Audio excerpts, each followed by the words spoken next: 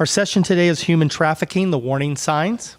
We have two subject matter experts, or I should say three subject matter experts with us today. Nicole Bishop from the Human Rights Commission, and then Aaron Tilbury and Jennifer Thomas from the Jonah Project. Nicole is a member of the Spokane Human Rights Commission, an organization that advises and makes recommendations to the City Council regarding issues related to human rights and unjust discrimination, and the implementation of programs consistent with the needs of all residents of the City of Spokane. With that, I'm going to introduce Nicole here and let her introduce Aaron and Jennifer. So welcome, Nicole. It's all yours. Hi, thanks for the introduction, Ken, and thank you all for being here today to listen to our session on human trafficking. Like Ken mentioned, my name is Nicole Bishop, and I come here representing the Spokane Human Rights Commission. Is this volume okay, by the way? Okay, great. So you may remember the flight attendant who discovered the girl being trafficked on the flight to the Super Bowl last year. You may have been saddened and outraged, but the reality is, this wasn't a one-time deal. This isn't something that happens only in foreign lands. It's not even something that happens only in major port cities. It happens everywhere. In fact, there are now more slaves than at any other point in human history. Let us not parse words. Victims of human trafficking are sexual slaves, held against their will, using their bodies as commercial labor for another's benefit. Trapped. Current studies indicate that there are 27 million victims worldwide, while experts say 800,000 victims are added each year. That means that every year we don't rescue 800,000 human trafficking victims, the world toll of sex slaves continues to rise. And it is. Yet, as these boys and girls and women and men are suffering as sexual slaves, the perpetrators are making record profits. In fact, more money is made on the sale of children worldwide than the revenues of Nike, Google, and Starbucks combined. The average age range of sex-trafficked children is 14 to 16. Young children stolen from the world before they into a world they don't understand, before they're old enough to even hold their first job or get their driver's license or take their SATs. Once brought into trafficking, the average lifespan of a victim is reported to be 7 years. 7 years. That means that children are being stolen into sexual slavery before they're old enough to drive a car and dying before they're old enough to rent one. But I'm sure before I ever stepped foot near this podium, everyone in this room was in agreement that human trafficking is a terrible practice. I am presenting here today as a representative of the Spokane Human Rights Commission, where my vested interest is in resolving human rights violations. That's my clear objective. What's less clear, though, is how human trafficking is relevant to Spokane. Remember earlier when I mentioned that human trafficking happens everywhere? That means even and especially in Spokane. Our quaint suburban paradise harbors a dark underbelly that leaves so many youth vulnerable to the pitfalls that sexual slavery provides. A study from 2009 indicated that in any given time, there are over 500 children being stolen for sex in Spokane, and up to 2,500 in the greater Spokane area. But worse, as horrible as this statistic is, this is nearly a decade old. The newest reports from state representatives indicate that this figure in the Spokane area has since tripled. Truly, human trafficking is the biggest problem that nobody is talking about, and that's why we're here today. On the screen now, you'll see a video that was created by BEST, Businesses Ending Slavery and Trafficking. This video will dedicate 6 minutes to explaining exactly how you, as members of the hospitality field, inhabit the epicenter where human trafficking takes place.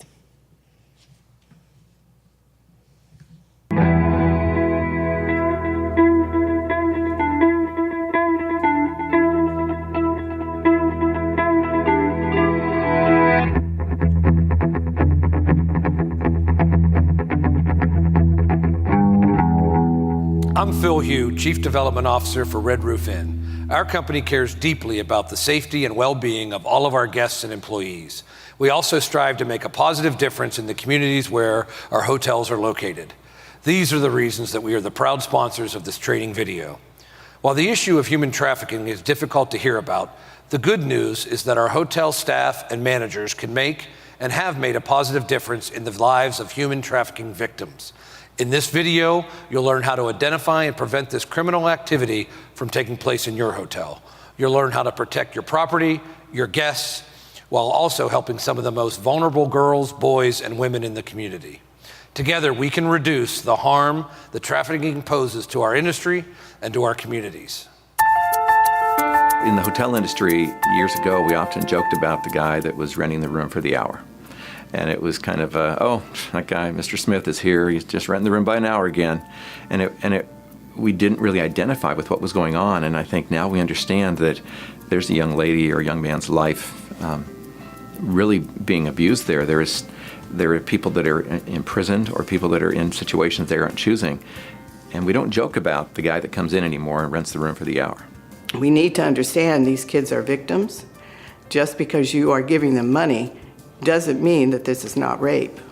Historically, prostitutes are women that wanted to be out there, and we look down on them. But everybody has a story, so.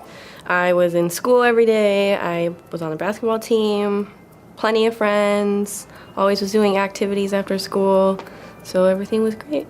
When I was 14, a guy that lived by my bus stop, he would always try to approach me and talk to me and put me in a different mindset. That resulted in him trapping me and pimping me and had me do things that I never would want to have done as a child. Sex trafficking takes place when a commercial sex act, such as prostitution or pornography, is induced by force, fraud, or coercion, or when a minor is induced to perform a commercial sex act. When sex trafficking involves children, it is just heartbreaking. But when somebody turns 18 years old, it doesn't mean that they're suddenly no longer being harmed. Even if they aren't currently being trafficked, aren't currently controlled by a pimp, chances are that they were trafficked into prostitution. And once that happens, it's very, very difficult to leave. And I don't think I'm good enough to do anything else, so I'm just going to keep selling my body. I didn't feel like anybody would care, number one, about my life or what was going on in my life. I didn't feel like people had any emotions from people like me. I felt like I was like the lowest of the low, and that other people looked at me that way. And so to ask for help would have been non-existent. I mean, there was nobody to ask, and nobody seemed like they cared.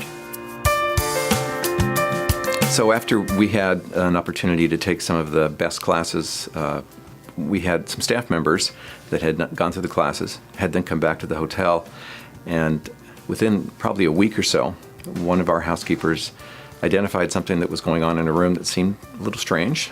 So after a bit of kind of investigation, we called the local police, and it turns out that they were actually tracking the pimp. During the whole interchange, she ended up on the steps outside our hotel sitting. Went to talk to her, sat down next to her on the steps outside the hotel, and found out, she raised her head and found this is just this young, beautiful young lady. And I was a little bit shocked. I was expecting, someone a little more rough than someone you'd think of as a prostitute. We asked her if she needed some help, got some information about her, and eventually her mother was able to get in contact with her through us. The reality is, just by one housekeeper in our hotel paying attention and noticing that was something going on in this room, this one young lady was potentially saved from a life of prostitution. The primary location for commercial sex to occur is in hotels, whether hotels where women and children are put by pimps to engage in sex, or where women and children go to meet buyers who want to pay them for sex. I have never worked on a case that did not at some point involve a hotel. There's several websites that people go on to. There's girls all the way from the ages of 12 to 50 years old on these websites. It's very easy to get on one of these websites, and men can call you and set up an appointment with you. It is happening all over the United States, every minute, every second of every day. It is a phenomenon that is as wide as the internet can reach. In many of our smaller communities outside the suburbs of these large towns, we don't think that prostitution is happening and sex trafficking. But I want you to understand that it is. And if you don't think it's happening, you're wrong. You're mistaken, because it is. There are people in your community that are going to hotels and are hiring off the internet these young adults.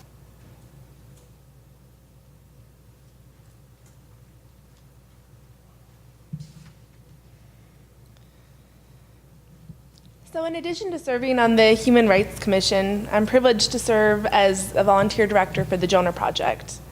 Founded over 2.5 years ago, the Jonah Project has proven a valuable resource for the Human Rights Commission, as well as schools and other areas of the community. Their service offers a holistic 360-degree model to resolving human trafficking in Spokane.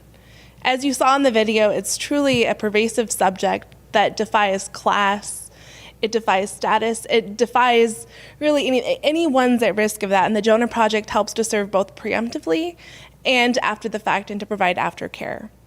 Given that, it's my honor to introduce you to the founder and executive director of the Jonah Project, Erin Tilbury, who will be speaking to you more about human trafficking on a local scale, as well as give insight into the highly effective Jonah Project model for working to resolve this issue. So let's welcome Erin Tilbury.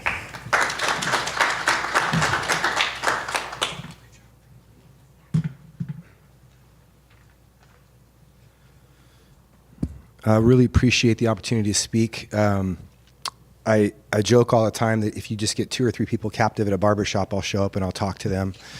So we have a few more than 2 or 3, but it's going to be fun one way or the other. This is a difficult issue for us to grapple with because of the subject matter, and because I was talking with Ken about this earlier. Probably 90% of the response that we get when we come and talk about this is that I didn't really know that that was this big of a deal. I didn't know that happened in the United States. I certainly didn't know that it happened in Spokane. So awareness is kind of an issue. And the fact that awareness is an issue is an issue. And what I mean by that is this. The first law against anti-trafficking in the United States was actually Washington State, 2003.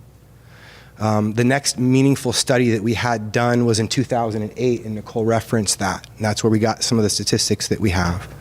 And here we are in 2017.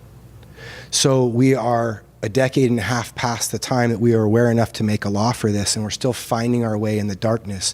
How are we going to reach and free children and women, boys, from incredible damage? How are we going to create an environment that not only welcomes them, but then can give them unleveraged, free access to resources so they can heal? Nicole mentioned a statistic about, or a figure, that there are more slaves today than any other point in time in history. There are economic conditions, there are societal conditions that contribute to that, right? We have to address this kind of stuff. So this is a community thing. It's certainly, today I'll be speaking at a high school to a bunch of different high school students, different geographic backgrounds and all that kind of stuff. And you guys in this business industry are also people, and you're in a people business. So I want to appreciate that you guys have us here. I want to talk a little bit about our model and how we're kind of approaching this. 3 years ago, I didn't know this was a problem in Spokane either. What I realized when I talked to the first victim that we worked with was, just like all of these other issues that are plaguing our young people, whether it's homelessness or drug addiction, these types of things, they are ultimately related to lack of shelter or lack of advocacy.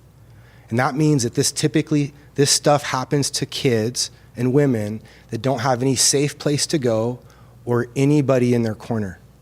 So when I talk with a 19-year-old trauma victim or the mayor, both of them will tell me that the most important things in their life are people that they trust.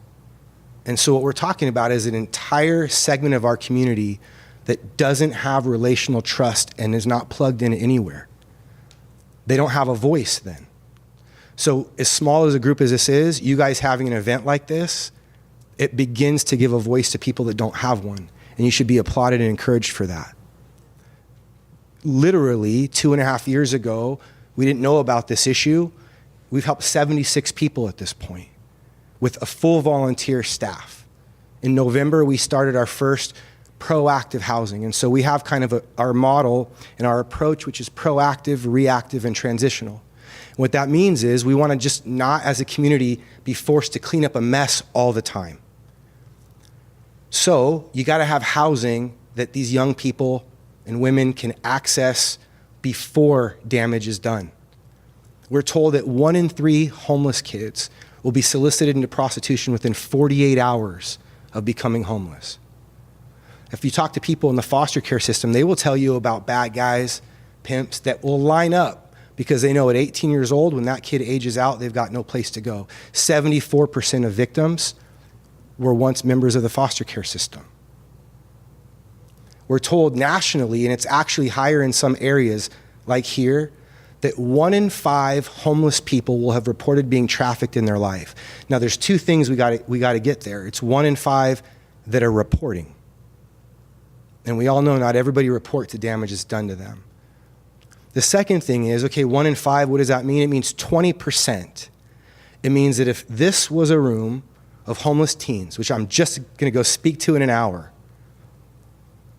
20% of them will have already experienced this type of trauma.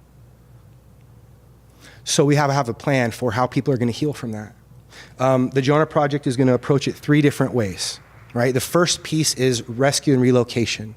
We're going to go into some of these dark places when we get a call or when we get information, and we're going to try and free a human being. Now, we're not going to go take anybody without their permission, but we have these cards that you guys will see in the middle of your table that are donated, actually, pieces of marketing material. We don't budget for marketing. This is somebody that donated these things, because before all we had was like, $9 for 1,000 or whatever it was off Vistaprint, and it was a name and a phone number. And so these kids hand these cards out to other kids. They may not be in trouble, but they know somebody who is. 2/3 of our calls come from school counselors. So what we've realized in working with that is that we've got to, after we rescue or relocate, sometimes we have to relocate for their geographically for their safety. We've got to figure out a plan on how we're going to shelter them so they can start to heal. And it's got to be something that's not a program. So for us, it's really big on the housing being like a home.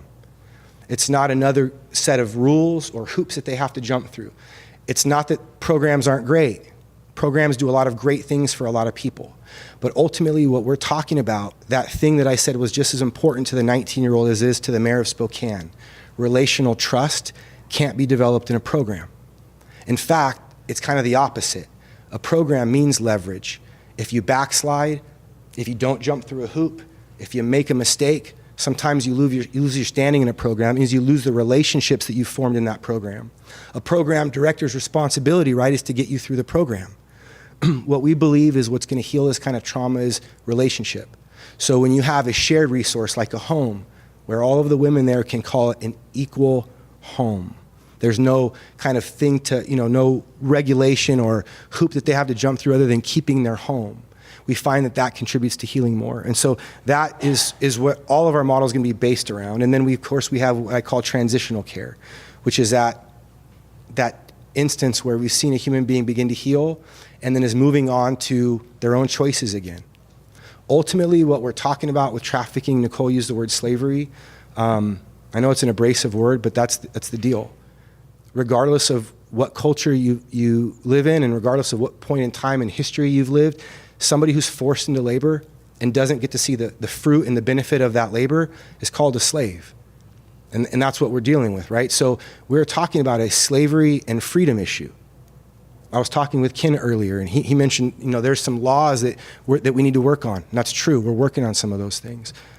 But that law, anti-trafficking, 2003, right? The law wasn't the issue with the fact that we've gone from 500 kids to maybe a couple thousand. The law is not the issue.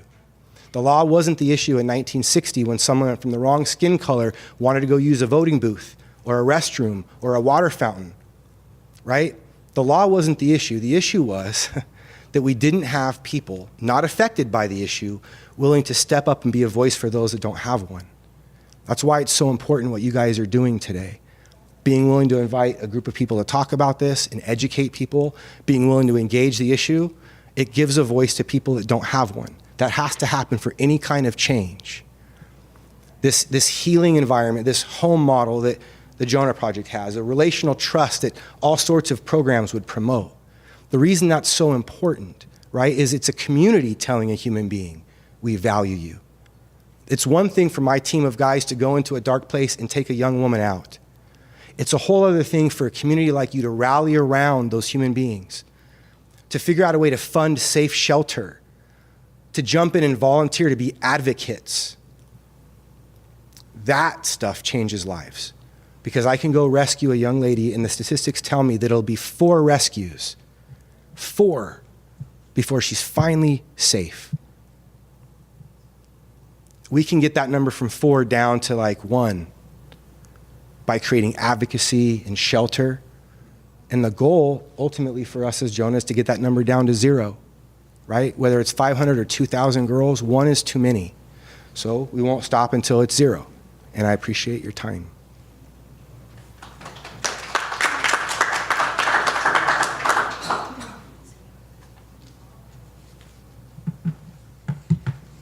Thanks for that, Aaron. He always knows the right thing to say to really rally the troops.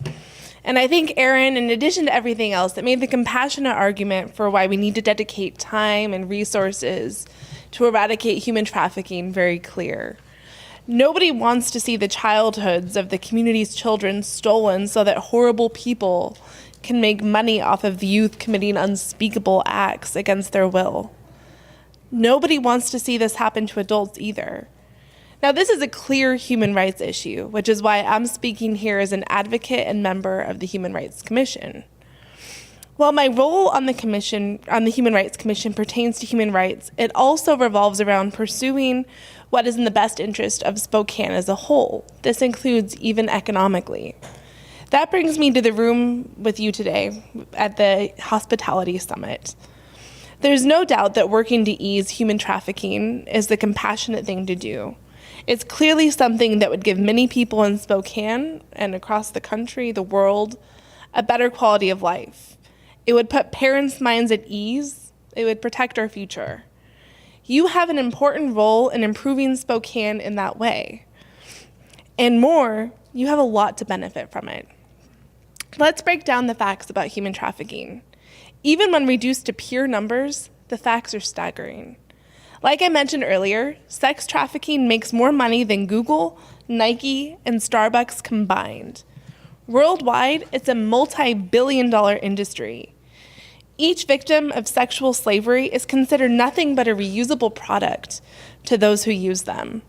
In some places, they are even branded with barcodes like merchandise. Let's say that you own an electronics store. You can sell an iPhone for, let's say, $300 to $600. But once that phone leaves your store, you lost that particular source of revenue. The men and women, though, who are victims of human trafficking can be reused and reused, raped multiple times a day. From a business perspective, it's insanely profitable for the horrible people who use these women. You have a piece of merchandise that doesn't expire, that doesn't lose its value, and it's used to you once it's sold. So let's do the math. If a trafficker had 4 women working 7 days a week, meeting quotas of $500 per night with multiple clients, that would make the pimp $632,000 in 1 year. Over $600,000 by exploiting the labor and the souls of these women. The difference is, unlike you, sex trafficking is part of the black market underground economy, which means that none of this is taxed. It hardly seems fair that a single pimp can make over $600,000 through the repeated rape of men and women and not pay a cent in taxes, while you, running an ethical business, carry the tax burden. More, because all of this money stays underground and that it isn't taxed, this is money that doesn't go toward the Commonwealth. Human trafficking is a multi-billion-dollar industry, yet those streets in front of your restaurant, the people making the money from trafficking have nothing to do with its upkeep. Costs for public school to educate your hospitality workers. Traffickers contribute nothing to it. Everything that helps your industry is a burden shared only by you and other ethical citizens. Traffickers, not in the least. And none of this even begins to address the lost income that would result from the stolen lives of the victims. Like I mentioned, the average age of victims when they begin to be trafficked is 14, before they're even old enough to legally enter the workforce. Even assuming they have an opportunity for freedom, which is far from a guarantee, on average, the lifespan is 7 years after the point that they're trafficked. The mental toll that trafficking takes is often too hard to resume a normal income. Think about it. These victims were plucked from high school with no work experience. They were then brought into the world of sexual slavery, where they encountered unspeakable horrors: rape multiple times a day, forced drug use, physical abuse, mental degradation, all during formative years where one is finding their own. How do we expect these boys and girls to resume the same income their peers are making when they have no legal work experience under their belt? When they're fighting PTSD? When their education and their mental growth may be stunted? When they have criminal records from their forced crimes? The fact is, while it is absolutely possible that one day these men and women will resume normal lives and achieve the dreams they had prior to being trafficked, their road is much, much steeper than most. They have many obstacles to overcome to even reach parity. So now take the multitude of boys and girls, at least 250,000 in the Spokane area alone, and cut or entirely take away the incomes from that these individuals would have earned. This is money not spent on a family vacation at the DoubleTree. It's money not spent on a celebratory dinner at Spencer's. It's money that falls into a black hole inhabited only by the worst among us. Human trafficking is simply bad for business. A study in 2012 found that 63% of all trafficking incidents involved hotels. This ranges from luxury to economy class. Like I mentioned before, this isn't a class issue. It happens everywhere, whether you realize it or not. The chart behind me shows the overwhelming degree to which hotels serve as havens and a hotspot for traffickers. And the thing is, your business reputation is at risk every time a trafficker or buyer uses your core services. In the first sense, it's a complete PR disaster. Imagine if it got out that the airline worker who saved that girl on the plane at the Super Bowl instead turned a blind eye rather than reaching out for help. Imagine the fallout that airline would have received. It would have been worse than the recent United Airlines debacle. So at this point, you're facing brand risk. You're also risking the loss of federal contracts. The federal government doesn't want to give contracts to businesses known to serve, even unwittingly, as safe havens for trafficking. Studies show also that employees are likely to use the services of a trafficking victim. Of course, when they do that, they don't assume that they're a trafficking victim, they just see them as a prostitute. But that's the thing, to the public perspective, they're virtually indistinguishable, aside from the fact that the trafficking victim is either a child, in which case they're automatically forced into this against their will, or they're an adult who's being forced to it by other coercive means. So given that, you're losing productivity as well, given that. And I know it's easy to assume that this kind of thing doesn't happen here. It doesn't happen in Spokane, or if it does, it certainly doesn't happen at my establishment. But make no mistake, people are using your establishment to traffic victims. Understanding that is simply a matter of knowing the signs to look for. So when the time comes, you could step in. You can be someone's hero, someone's freedom fighter, an abolitionist. It's the idea that if we knew that we could go back to the 1700s and, speak up and do what we can to stop slavery, we would do it. But the thing is, this still exists today, and we do have our chance. So to talk more about the signs of what to look for, I want to introduce you to Jennifer Thomas. I've had the privilege of working alongside her in the Jonah Project, where she tirelessly serves as the Director of Business Development. I'm also honored to introduce her as a candidate running for the Spokane School Board. So if all of you want to welcome Jennifer Thomas to speak. All right, I'm going to go fast because we have technically we have 4 minutes, so we'll do question and answer afterwards. How many in this room are managers? Great.